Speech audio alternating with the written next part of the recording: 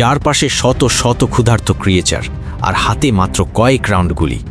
বাংকারের ভেতর আটকে পড়া একদল সৈন্য কি পারবে এই নরক থেকে বেঁচে ফিরতে? যখন নিউক্লিয়ার মিসাইল ধেয়ে আসছে সব কিছু মুছে দিতে, তখন শুরু হলো সময়ের সাথে এক মরণপণ দৌড়। আজকের গল্পটি আপনাকে শেষ মুহূর্ত পর্যন্ত সিট ছেড়ে উঠতে দেবে না। গল্পের শুরুতে আমরা দেখি যে আমেরিকার একটি ফাইটার জেট যখন আফগানিস্তানের আকাশে উড়ছিল, তখন হঠাৎই কিছু শত্রু তাদের দিকে একটি মিসাইল ছুড়ে দেয়। টেরি, যে প্লেনটি চালাচ্ছিল, সঙ্গে সঙ্গে ফাইটার জেটের ডিফেন্স সিস্টেম অ্যাক্টিভেট করে, কিন্তু দুর্ভাগ্যবশত মিসাইলটি তবুও তাদের জেটে এসে আঘাত করে। প্লেনটি পুরোপুরি নিয়ন্ত্রণের বাইরে চলে গিয়েছিল এবং এখন বেঁচে থাকার একটাই উপায় ছিল প্লেন থেকে নিচে লাফ দেওয়া। দুজনেই সময় নষ্ট না করে নিজেদের ফাইটার জেট থেকে লাফিয়ে পড়ে। কিছু মিনিট পরে কেট এবং টেরির জ্ঞান ফিরে আসে। তখন তারা আফগানিস্তানের মরুভূমির মাঝখানে ছিল, কিন্তু টেরি আহত কেটকে সাহায্য করার আগেই আফগানি ফাইটাররা তাদের ঘিরে ফেলে এবং টেরির উপর প্রচণ্ড গুলিবর্ষণ করে, যার ফলে সে মারাত্মকভাবে আহত হয়। এরপর যখনই একজন আফগানি ফাইটার টেরির কাছে এগিয়ে আসে, ঠিক তখনই কেট হঠাৎ তার উপর আক্রমণ করে। সে তার বন্দুক দিয়ে লোকটিকে সেখানেই মেরে ফেলে। এরপর কেট অন্য শত্রুদের উপরও টানা গুলি বর্ষণ করে এবং নিজের সাহসিকতায় তাদের নিরস্ত্র করে দেয়। কিন্তু সমস্যার এখানেই শেষ হয়নি। হঠাৎ আরেকজন আফগানি ফাইটার সেখানে এসে হাজির হয় এবং যখন কেট তার দিকে গুলি চালাতে যায়, তখন সে বুঝতে পারে তার বন্দুকে আর গুলি নেই।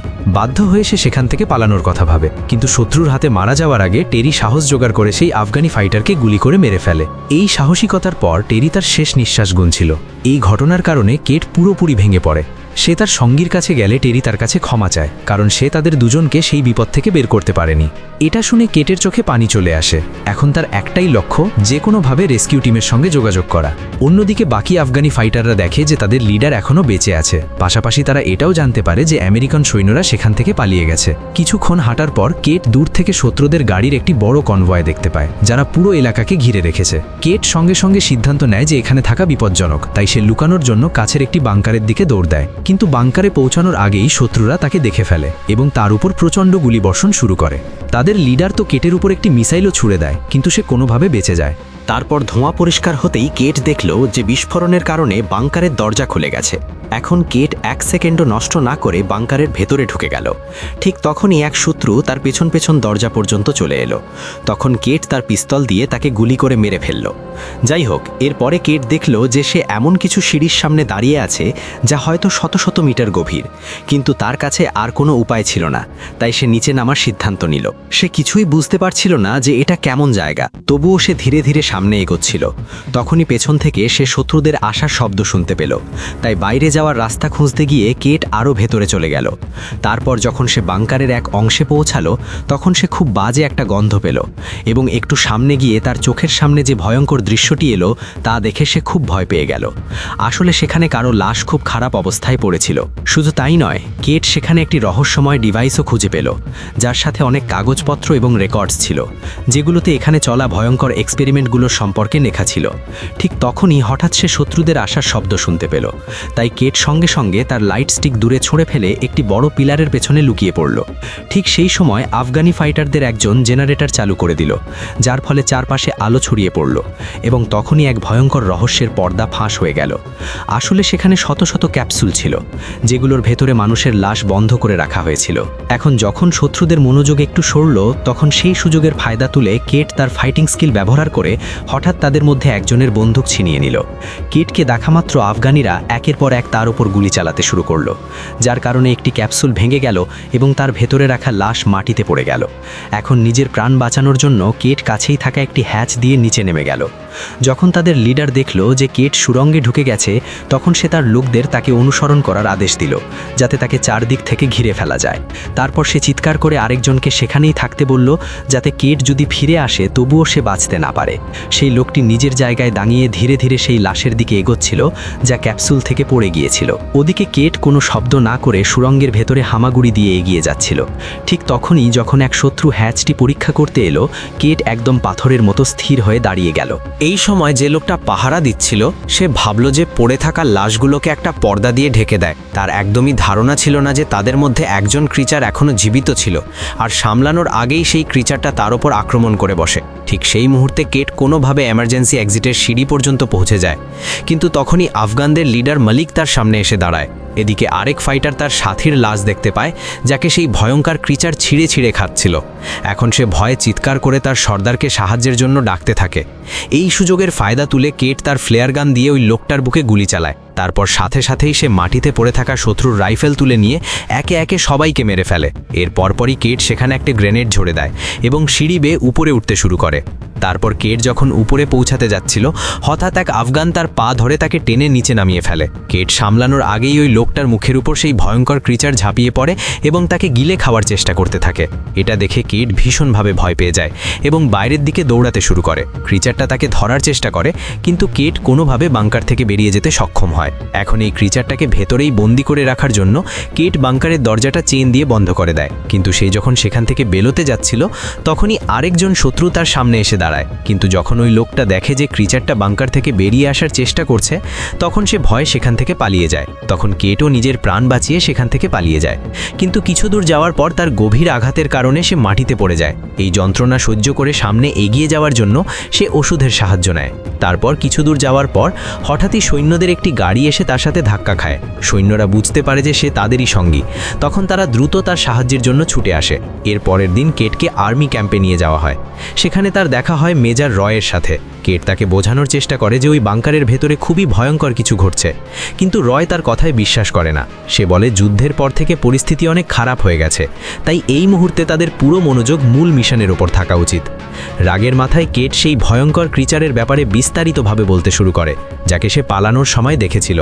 কিন্তু রয় তার সিদ্ধান্ত থেকে একটুও সরেনি। কেট যে ডিভাইসটা ল্যাবে পেয়েছিল, রয় সেটাও নিজের দখলে নিয়ে নেয় এবং সেটাকে ক্যাম্পের ডাক্তারের কাছে পাঠিয়ে দেয়। এদিকে সৈন্যদের একটি দল একজন বন্দীকে নিয়ে সেখানে পৌঁছায়। তখন রয় বলে যে এর কাছ থেকে পুরো তথ্য বের করো। অন্যদিকে বাইরে সার্জেন্ট টম কেটকে শান্ত করতে আসে, কারণ সে রয়ের আচরণে খুবই রেগেছিল। যাই হোক, পরে যখন প্যারামেডিকের কাছে কেটের চিকিৎসা চলছিল, তখন সার্জেন্ট টম সার্জেন্ট জনসের সাথে সেখানে পৌঁছায়। তারা কেটকে বলে যে আমরা তোমার কথায় পুরো বিশ্বাস করি, কিন্তু বাংকারে আবার যাওয়ার আগে তাদের এটা জানা খুব জরুরি যে সেখানে আসলে কি হয়েছিল। এটা শুনে কেট একটি রাশিয়ান লাইন লিখে দেয়, যা সেই বাংকারের দরজায় লেখা ছিল। তার স্মৃতিশক্তি খুব তীক্ষ্ণ, তাই সে সবকিছু ভালোভাবে মনে রেখেছিল। কিন্তু কেট জানতো না এর মানে আসলে কি। তখন আফগানি বন্দী মাঝখানে বলে ওঠে যে এটা একটা সতর্কবার্তা, এর মানে হলো এটাকে খোলা নিষেধ। এর সাথে সেই লোকটি দাবি করে যে কেট বাংকার সম্পর্কে যা কিছু বলেছে সত্য তার চেয়েও অনেক বেশি ভয়ঙ্কর, এতটাই যে তারা কল্পনাও করতে পারবে না। এই কথায় টম কিছুটা বিভ্রান্ত হয়ে পড়ে। সে বলে যদি এটা রাশিয়ান ভাষায় লেখা হয়, তাহলে প্রায় 30 বছর আগে এটাকে বন্ধ করা হয়েছিল, কারণ 30 বছর ধরে এখানে রাশিয়া থেকে কেউ আসেনি। তখনই ডাক্তার তার কথা কেটে দিয়ে বলে যে কোনো মানুষ এত বছর বন্ধ হয়ে থেকে বেঁচে থাকতে পারে না। এর উত্তরে সেই বন্দী আরও এক ভয়ঙ্কর কথা বলে। সে জানায় যে সেই বাংকারের ভিতরে যে জীবটি বেঁচে আছে সেটা কোনো মানুষই নয়। এই কথা পুরো দলটাকে গভীর চিন্তায় ফেলে দেয়। যাই হোক, তারপর সন্ধ্যা নেমে আসে এবং অন্ধকার হওয়ার সাথে সাথে সৈন্যরা সিদ্ধান্ত নেয় যে তারা পুরো এলাকায় পালা করে পাহারা দেবে, কারণ যে কোনো সময় নতুন শত্রু সামনে আসতে পারে। অন্যদিকে নিজের কেবিনে রয় কর্নালের সাথে কথা বলে। কর্নাল বলে যে কেট যে ডিভাইসটি পেয়েছে সেটা দ্রুত পাঠাও। আসলে সেই ডিভাইসটি ছিল একটি রেকর্ডার এবং রয় পরিষ্কারভাবে বলে দেয় যে যদি আপনি এটা চান তাহলে পুরো সত্যিটা বলতে হবে যে আসলে কি চলছে। এদিকে অন্যদিকে আমরা দেখি যে বাংকারের গভীর অন্ধকারে সেই ভয়ঙ্কর জীবগুলো একে অপরকে মুক্ত করে ফেলেছে। তারপর ধীরে ধীরে সবাই এক জায়গায় জড়ো হয় এবং বাইরে যাওয়ার পথ আটকানো সেই শিকলগুলো ভাঙার চেষ্টা করতে থাকে। এদিকে রাতের সময় সেরানো নামের একজন সৈনিক ডুয়েনের জায়গা নিতে আসে, কিন্তু সে সামনে এগোতেই পিছন থেকে একটি অদ্ভুত শব্দ শুনতে পায়। ফিরে তাকিয়ে সে দেখে যে তার সঙ্গী সেখান থেকে গায়েব হয়ে গেছে। হতবাক আর বিভ্রান্ত হয়ে সেরানো ব্যারিকেডের কাছে গিয়ে দেখল আসলে কি হয়েছে। ঠিক তখনই ডেভ ক্যাম্পের ভেতরে ছড়িয়ে পড়া এক ভয়ঙ্কর দুর্গন্ধ টের পেল এবং সন্দেহ হওয়ায় সে চারপাশে দেখতে বেরিয়ে গেল। তখনই সে দূর থেকে সেই ভয়ঙ্কর ক্রিচারগুলোকে সরাসরি বেসের দিকে দৌড়ে আসতে দেখল। তাই ডেভ তার সমস্ত শক্তি দিয়ে চিৎকার করে সবাইকে জানাতে চাইল। অ্যালার্ম বাজতেই পুরো টুকরি তাদের সরঞ্জাম তুলে নিয়ে সঙ্গে সঙ্গে লড়াইয়ের জন্য প্রস্তুত হয়ে গেল। মুহূর্তের মধ্যেই সব সৈন্য ব্যারিকেডে নিজেদের জায়গা নিয়ে নিল এবং যা কিছু নড়াচড়া করছিল তার উপর গুলি চালানো শুরু করে দিল। এখন রয় পুরোপুরি বুঝে গেল যে কেট সত্য বলছিল। সে সার্জেন্ট টমকে আদেশ দিল টুকরির নেতৃত্ব নিতে এবং সব ধরনের মারাত্মক অস্ত্র পুরোপুরি ব্যবহার করতে। এরপর সৈন্যরা আক্রমণ করে সেই ক্রিচারগুলোকে শেষ করার চেষ্টা করতে লাগলো। কিন্তু হঠাৎই ডোয়েনের উপর পিছন থেকে এক ক্রিচার ঝাঁপিয়ে পড়ল এবং মাত্র এক আঘাতেই তার মাথা দেহ থেকে আলাদা করে দিল। এই দৃশ্য দেখে সবার হাত পা কাঁপতে শুরু করলো। সিয়ানা ভয়ে সেই ক্রিচারের ওপর গুলি চালালো এবং তাকে দেওয়াল থেকে নিচে ফেলে দিল। সঙ্গে সঙ্গে প্যারামেডিক দৌড়ে ডোয়েনকে সাহায্য করতে এলো, কিন্তু সে আর কীই বা করতে পারত। ঠিক তখনই সেই ভয়ঙ্কর ক্রিচারগুলোর মধ্যে একজন হঠাৎ লাফিয়ে সৈন্যদের ওপর আক্রমণ করতে গেল, কিন্তু টম সঙ্গে সঙ্গে তার বন্দুক থেকে গুলি ছুড়ে দিল। ফলে সেই ক্রিচার সরাসরি মেজরের কেবিনের ভেতরে গিয়ে পড়ল। তারপর এক মুহূর্ত দেরি না করে রয় তার ওপর ঝাঁপিয়ে পড়ল এবং নিজের বন্দুক দিয়ে একের পর এক আঘাত করতে লাগলো। গুলির বৃষ্টিতে সেই ক্রিচারের শরীরের একটা অংশ পুরোপুরি ধ্বংস হয়ে গেল। এখন ক্যাম্পের বাইরে সৈন্যরা আলাদা আলাদা দিকে ছড়িয়ে পড়েছিল, যাতে যতটা সম্ভব বেশি ক্রিচারের মোকাবিলা করা যায়। এদিকে টম যখনই তার ফ্লেয়ার জ্বালালো, তখন সে দূর থেকে আরও অনেক বেশি ক্রিচারকে এগিয়ে আসতে দেখল। এটা দেখে সে জোরে পুরো টুকরিকে সঙ্গে সঙ্গে পিছু হটতে বলল, কিন্তু পিছু হটার আগেই দুর্ভাগ্যবশত দুইজন সৈন্য সেই ক্রিচারদের শিকার হয়ে গেল। আর এক তৃতীয় সৈন্য, যে বাথরুমে লুকানোর চেষ্টা করছিল, সেও ধরা পড়ল। ওদিকে কেট যখনই একটা ক্রিচারের কাছে আসার শব্দ পেল, তখন সে দ্রুত অস্ত্রের বাক্স খুলতে চেষ্টা করল, কিন্তু সেই বাক্স খুলল না। আর কেবিনের ভেতরে ঢুকতেই সেই ক্রিচার কেটের ওপর জোরালো আক্রমণ করল। এরপর সেই ভয়ঙ্কর ক্রিচার তার লম্বা জিভ দিয়ে তাকে জড়িয়ে ধরার চেষ্টা করল। আফগানি বন্দী কোনো মতে নিজেকে মুক্ত করল এবং দ্রুত সেই অস্ত্রের ক্রেট খুলে ফেলল। তারপর সে তাড়াতাড়ি একটা মাসিটি তুলে নিয়ে সমস্ত শক্তি দিয়ে ক্রিচারের উপর জোরে আঘাত করল।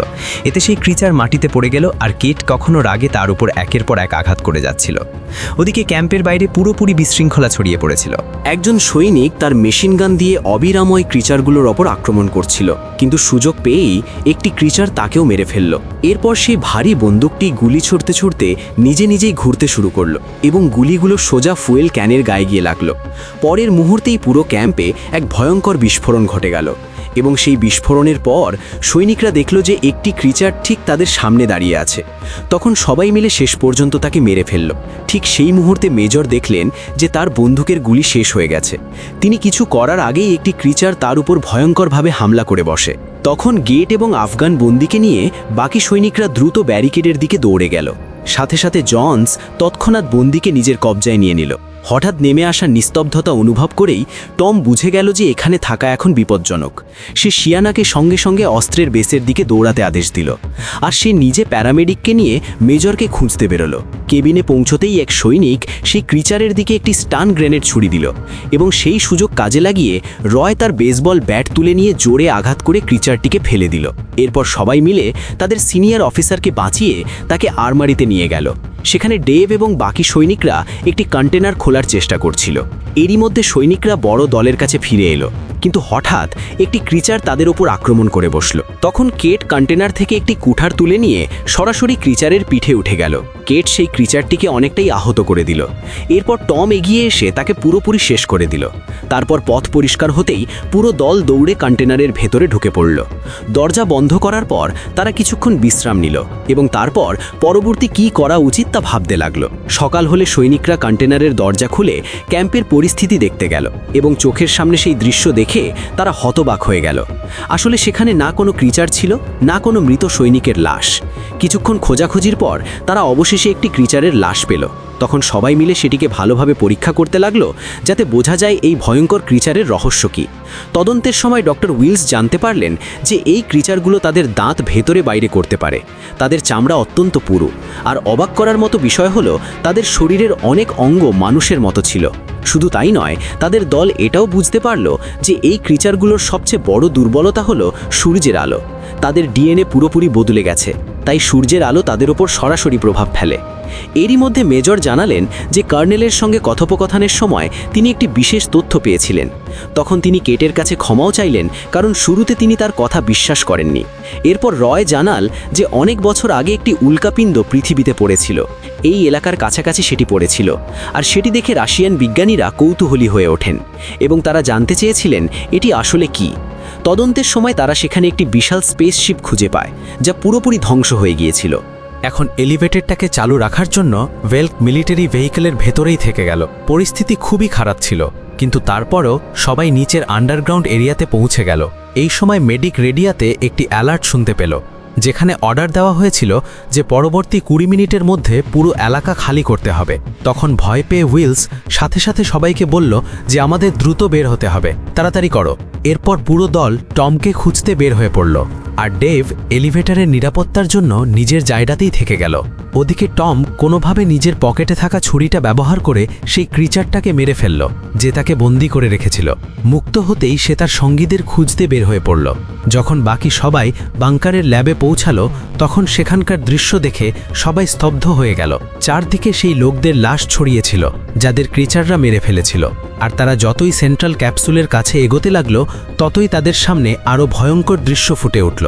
সেই ক্যাপসুলের ভেতরে একটি বিশাল মনস্টার তৈরি হচ্ছিল।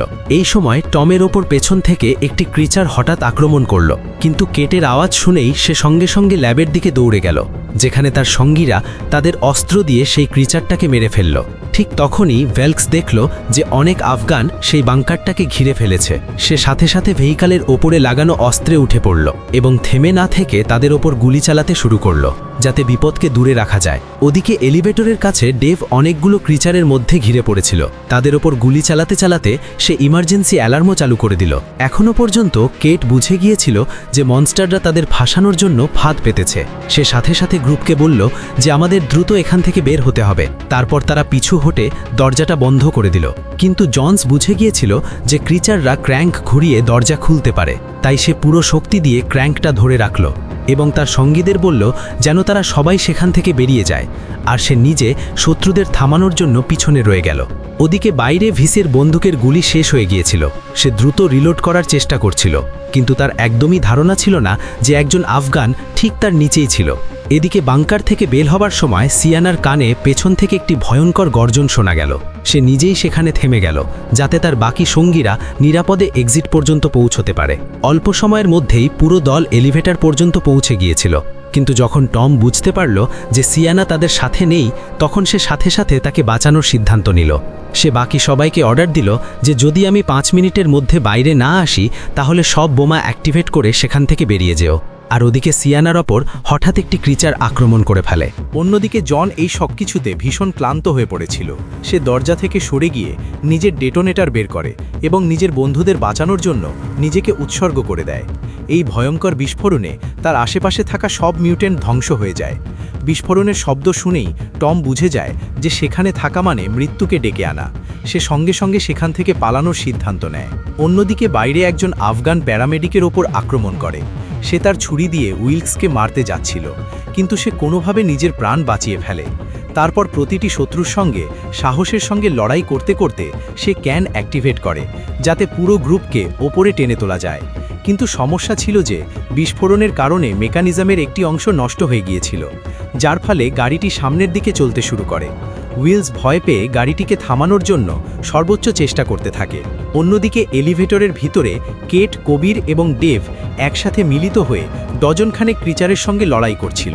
হঠাৎ একটি ক্রিচার তার হাত দিয়ে ডেভের মাথায় আঘাত করে এবং সে সেখানেই মারা যায়। যেমনই প্যারামেডিক বুঝতে পারে যে ক্যান আর থামানো যাবে না, সে গাড়ির অন্য পাশে লাফ দেওয়ার সিদ্ধান্ত নেয়। এই সময় তাদের লড়াইয়ের মধ্যে কবির সিঁড়ির উপরে একটি মিলিটারি ভেহিকল দেখতে পায়, কিন্তু ঠিক তখনই একটি ক্রিচার তাকে ধরে ফেলে এবং কবির বুঝে যায় যে তার বাঁচা এখন প্রায় অসম্ভব। সে জোরে চিৎকার করে কেটকে প্ল্যাটফর্ম থেকে লাফ দিতে বলে। তার কারণে একদম শেষ মুহূর্তে কেটের জীবন বেঁচে যায়, আর এক ভয়ঙ্কর বিস্ফোরণে কবির এবং বাকি সব ক্রিচার ধ্বংস হয়ে যায়। কয়েক সেকেন্ড পরে কেটের সাথে টমের দেখা হয়। অন্যদিকে উইলসের ওপর তখনও কিছু শত্রু প্রাণঘাতী আক্রমণ করতে যাচ্ছিল, কিন্তু শেষ মুহূর্তে তাদের টিম সেখানে পৌঁছে যায় এবং নিজেদের অস্ত্র দিয়ে সবাইকে মেরে ফেলে। কিছুক্ষণ পরে তাদের গ্রুপ দেখে যে একটি মিলিটারি প্লেন একটি নিউক্লিয়ার মিসাইল ছুড়ছে।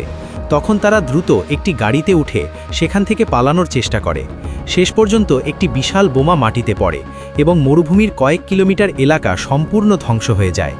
এই ভয়ঙ্কর বিস্ফোরণে কষ্টে মাত্র 3 জন মানুষই বেঁচে থাকতে পেরেছিল। তারা বুঝে গিয়েছিল যে এই আক্রমণটি সবকিছু চিরতরে চাপা দিয়ে দেওয়ার জন্যই করা হয়েছিল, এবং তারাও পিছনে না তাকিয়ে সেই জায়গা চিরদিনের জন্য ছেড়ে চলে যায়। ভিডিওটি ভালো লেগে থাকলে লাইক করে দিও, চ্যানেলটি সাবস্ক্রাইব করে নিও। দেখা হবে পরের ভিডিওতে।